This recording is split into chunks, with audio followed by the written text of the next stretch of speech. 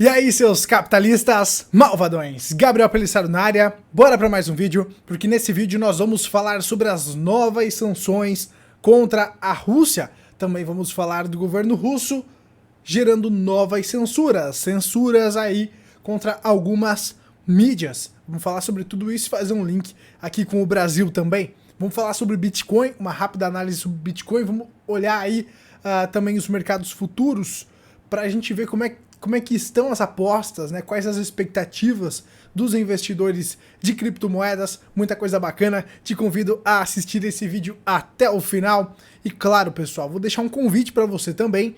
Amanhã, segunda-feira, dia 7 de março de 2022, a gente vai fazer uma live aqui no canal com o Pedro do Café Libertário e a gente vai trocar uma ideia muito bacana, eu trazendo a minha visão sobre como o Estado ainda tem a sua importância, mesmo eu gostando das ideias ANCAP. Eu ainda não vejo de maneira realista o fim do Estado, e o Pedro vai vir com a visão ANCAP, né, onde ele não acredita na necessidade do Estado. Eu acredito que vai ser uma ideia bastante interessante, eu vou aprender muito com isso, eu espero que esse bate-papo amanhã, às 9 horas da noite aqui no canal, possa agregar para você também, e você está convidado a trazer os seus pontos de vista e tudo mais, beleza? Amanhã, às 9 da noite, tem live aqui no canal, a volta das lives aqui no canal. Vamos, sem mais delongas, aqui compartilhar a tela para ir pro assunto que interessa, né, pessoal? Então, Visa e Mastercard suspendem operações na Rússia. Então, poxa, olha para sua carteira. Eu duvido que na sua carteira você não tenha um desses serviços aqui, Visa ou Mastercard, né? E aí, como é que ficou esse bloqueio desses cartões lá para os russos? No caso da Visa, pagamentos com cartões de sua bandeira emitidos na Rússia não irão mais funcionar fora do país, enquanto os cartões Visas emitidos em outros países não irão ser aceitos dentro da rede russa. O fim das operações deve estar concluído aí nos próximos dias. E para Master, Gabriel? Então, para Mastercard, os cartões emitidos por bancos russos não serão mais aceitos na rede da companhia e os cartões emitidos em outros lugares também não serão aceitos nos estabelecimentos e caixas eletrônicos da Rússia, informou a empresa em comunicado aí ontem, dia 5, né, pessoal? Então, Visa e Mastercard fazendo parte agora dessas sanções aí contra a Rússia. Isso vai apertando cada vez mais a Rússia, isso afeta, claro, a economia do país, isso afeta os comerciantes do país e afeta os russos também, a população que não tem nada a ver com isso, e isso vai gerar insatisfação. Então é a maneira, né, que o Ocidente encontrou para tentar abafar a Rússia, para ela parar com essa ofensiva, com esses ataques contra a Ucrânia, né, pessoal? Muito bem. Agora eu vou trazer o outro lado, né, que eu não vi muitas pessoas comentarem isso aí não. Além de criptomoedas que nós vamos falar daqui a pouquinho, tem o lado também que isso pode enfraquecer o Ocidente. Por quê? Visa e Mastercard são empresas aí americanas, certo? Então você percebe a força, o poderio ainda que os Estados Unidos têm no mundo todo, certo? Mas será que essas empresas, saindo da Rússia de certa forma, pelo menos agora, não vai abrir brecha para um concorrente asiático, quem sabe, abocanhar essa fatia de mercado? Será que no final das contas não é o Ocidente que vai sair perdendo? Fica esse questionamento aí. É claro que também nós temos o questionamento de: será que não é a Rússia que vai sair perdendo também no final dessa conta toda? Enfim, só o tempo dirá, né, pessoal? Vamos continuando aqui. Depois do Facebook, Rússia restringe acesso ao YouTube e Twitter. Então começou com essas empresas tirando canais estatais russos, né, ou diminuindo o alcance. Então o Google, por exemplo, tirou as emissoras, né, os veículos de notícia russo das pesquisas do Google News. E o Vladimir Putin foi lá e agora tirou os serviços do ar da Rússia. Então o cara que está lá na Rússia, ele vai precisar usar um VPN, alguma coisa assim, para conseguir acessar o YouTube, o Twitter, o próprio Facebook, né, para se informar aí com veículos que não estão emitindo propaganda russo, né? Então, para buscar um ponto de vista, por exemplo, uma visão ocidental, ou simplesmente para ver vídeo de gatinho no YouTube, né? Então agora o Putin foi lá e tirou esses serviços do ar aí, certo? E aí fica aquela reflexão, né? Quem no Brasil que queria controlar a mídia e ter todo esse poder sobre a mídia? Você percebe como a mídia ela é uma importante ferramenta de guerra. Então por isso que às vezes a gente tem que tomar cuidado com o que nós acreditamos. Por quê? Nessa história toda não existe nenhum lado que é santo. Não existe nenhum lado que é santo. Então a mídia, a informação, ela sempre foi usada como uma forma de propaganda, uma forma de você conseguir alcançar objetivos, né, conquistando mentes. Então, olha como é interessante para um governo autoritário, para ditaduras, por exemplo. Você não vê ditaduras defendendo a liberdade de expressão ou a livre imprensa, a mídias independentes, né? E olha o que está acontecendo lá na Rússia. Você percebe que um autoritário, um ditadorzinho, digamos assim, Coreia do Norte e tudo mais, nesses países, né, não sobra aí a mídia livre. E o que nós temos que trazer para o Brasil essa reflexão? Tem um candidato aí, né, que pode se candidatar, a gente não sabe ainda. Então nós temos aqui o Lula, né? Ele já falou 9 vezes em regular a mídia depois de solto. Então, poxa, quem que tá falando em regular a mídia, né? Então a gente tem que olhar aí para o que esses caras acreditam. Uma mídia livre, pessoal, é sinônimo também de um governo onde você vai ter mais liberdade, onde ele não vai ter tanto poder sobre você.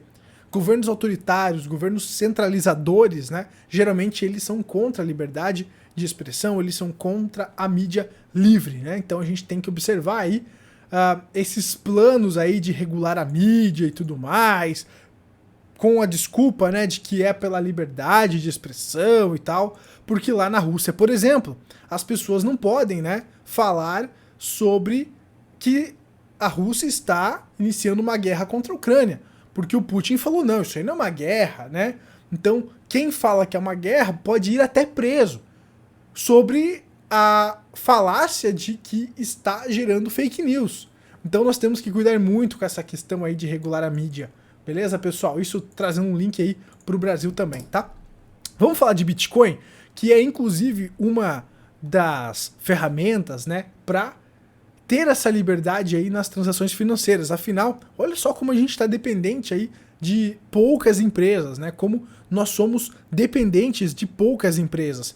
Então imagina se entra lá um governo autoritário e tal e obriga essas empresas a restringirem acesso a que você, por exemplo, tenha um cartão de crédito, que você possa movimentar o seu cartão de crédito. Isso pode acontecer, né? Como está acontecendo na Rússia. Então olha só como nós estamos na mão de poucos poderosos, digamos assim. Então, o Bitcoin ele vem justamente para ser uma alternativa descentralizada disso. Esse é o verdadeiro fundamento do Bitcoin. É você ser o seu próprio banco. É você não ficar refém aí com que o governo vai lá e obrigue tal empresa a fazer tal coisa contra você. Então o Bitcoin ele tem justamente esse fundamento e que poucas pessoas conseguem entender, infelizmente. Eu vi, por exemplo, alguns canais falando sobre o Bitcoin não ter escassez porque ele pode ser copiado. Esse é um dos argumentos mais rasos e bestas que eu já ouvi na minha vida, né? Por exemplo, a Litecoin é uma cópia do Bitcoin. Então, o Bitcoin é open source, ou seja, o código-fonte do Bitcoin ele é aberto e você pode ir lá copiar esse código e criar lá a sua moeda, por exemplo, baseado nesse código do Bitcoin. Isso você pode fazer, a Litecoin ela fez isso. E o que esses caras argumentam? Poxa, se você pode copiar o Bitcoin, então não existem apenas 21 milhões de unidades de Bitcoin, já que você pode copiar ele. Só que o Facebook, eu posso ir lá e copiar o script do Facebook. E criar lá o Pelibook, né? O Pelibook, o Capitalista Book. É Facebook? Não, é uma cópia.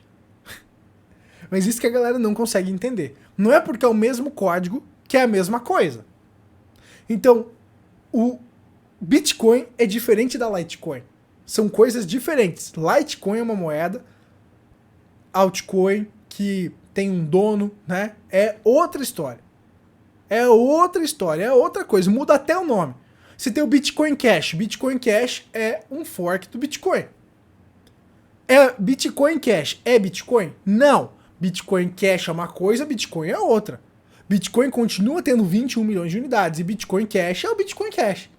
Então, essa história, galera, de que o Bitcoin não tem escassez, porque o código pode ser copiado, beleza, você pode copiar, por exemplo, o script do Facebook.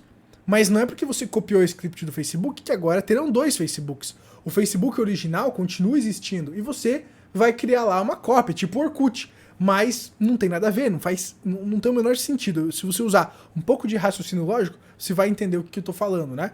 Não é porque você utilizou o código-fonte que você está multiplicando a quantidade de moedas. O Bitcoin, ele é escasso, tem 21 milhões de unidades e ele não tem dono, né? Então ele é descentralizado, diferente do Ethereum, por exemplo, que você vai ter lá o Vitalik, que é onde quando você quer atingir o Ethereum, você ataca o Vitalik.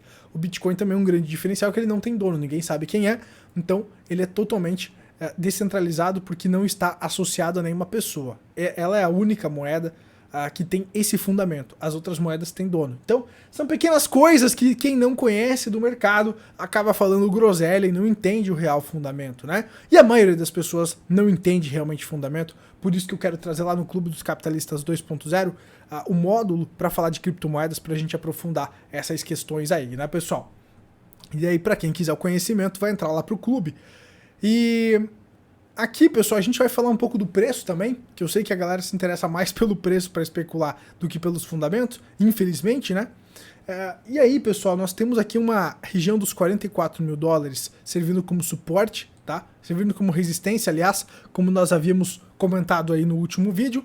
Então essa região dos 44 servindo como resistência, o preço voltou lá para a região dos 38 mil dólares, né?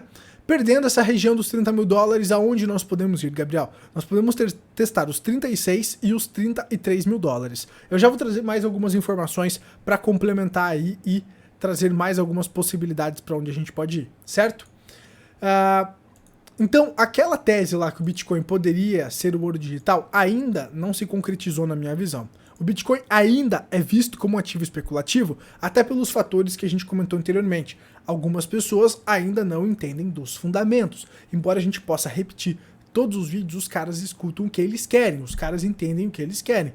E tá tudo bem. Você que entendeu os fundamentos, faz a sua parte. E eles depois vão comprar mais caro lá para 2030, né? Então faz a sua parte, aproveita os ciclos e aceita você a correr os seus riscos, né? Então o Bitcoin ainda não se mostrou ser o ouro digital, embora cada vez mais ele está ganhando esse espaço. Hoje ainda ele é visto como um ativo especulativo. E claro, nós vamos tratar ele assim, dessa maneira, tá? O ouro então vem ganhando força nesse momento, onde se acredita, né? Ter aí inflação, o Bitcoin ele tá apanhando, seguindo a sua tendência de baixa ainda, certo? Muito pela aversão ao risco. Ele até teve uma alta aí lá pelo dia 28 de fevereiro, parecia que ele ia se descolar do S&P, mas parece que só foi ali uma squeezada na galera. Como assim squeezada, Gabriel? Aqui eu tô com o Long and Short Radio, que é justamente aonde vai mostrar os apostadores aí de alta e de baixa do Bitcoin lá nos derivativos, nos mercados futuros, nas opções, pelo menos aqui na Binance. E o que nós estamos vendo agora, nesse momento? Nós estamos vendo aqui, pessoal, um aumento, né, dos apostadores de alta. Então, nesse momento que o Bitcoin ele tá aqui corrigindo, né, nós estamos vendo o quê? Nós estamos vendo as pessoas acreditando, apostando, né, comprando derivativos, apostando na alta. E geralmente nesses momentos, o que acontece, pessoal? Nesses momentos acontece essa busca por liquidez, né? Essa squeezada, aonde o mercado joga, por exemplo, o cara tá apostando para alta, o mercado joga para baixo para liquidar esses apostadores de alta, né? Essas pessoas que estavam alavancadas e tudo mais. Essas pessoas acabam perdendo ali o seu dinheiro e o mercado ele consegue então buscar essa liquidez, né? Então nesse momento aqui mesmo de correção, mas que a gente ainda vê um long and short de 1.92, né, aqui no 4 horas, então a gente ainda vê muitas pessoas apostando na alta ainda do ativo, né? Nesses momentos eu fico ainda levemente preocupado olhando esse indicador aqui, porque ainda então teria espaço para mais correções, já que ainda existem muitas pessoas, a maioria das pessoas, elas estão apostando na alta. E quando as sardinhas, quando a manada aposta na alta, geralmente, né, o mercado tende a liquidar elas para justamente buscar essa liquidez, né, para absorver essa liquidez dessas sardinhas que vão acabar tendo um prejuízo. E aí, caso o preço venha a fazer isso, né? Caso o mercado venha a liquidar essas sardinhas que estão apostando na alta, a gente poderia ver o preço do Bitcoin aqui buscando os 36, quem sabe aqui dando uma passadinha nos 33 mil dólares, beleza? O que na minha visão seria uma oportunidade aí de fazer mais algumas entradas, né? Você vê que aí nos 38 o preço já tá ficando bastante interessante pra gente fazer algumas entradas, mas com todo esse risco global aí tá complicado, a gente tem que ficar de olho aí. Pensando no longo prazo, nós temos alguns indicadores aqui, como por exemplo, esse indicador que pega a média de 2 anos e multiplica por 5, formando esse canal de alta aqui, aonde nós chegamos a chegar perto aqui do topo desse canal e agora nós estamos muito próximo do fundo desse canal. O fundo desse canal estaria lá por volta dos 32 mil dólares, né? Então nós estaríamos próximos aí do fundo desse canal. Lembrando que nos bear markets passado, o preço ele chegou a romper aqui esse canal, né? Vinha um pouco abaixo desse canal. Então aqui o preço era de 5 mil dólares, né? O fundo do canal ele chegou a vir a 3.300, o que gera a depressão, as pessoas aqui ficam desesperadas, não querem saber mais dos ativos. Então agora eu acredito que é momento de você ter caixa, né? Você estar líquido, como a gente vem comentando aqui no canal gratuito e também na área de membros e no clube.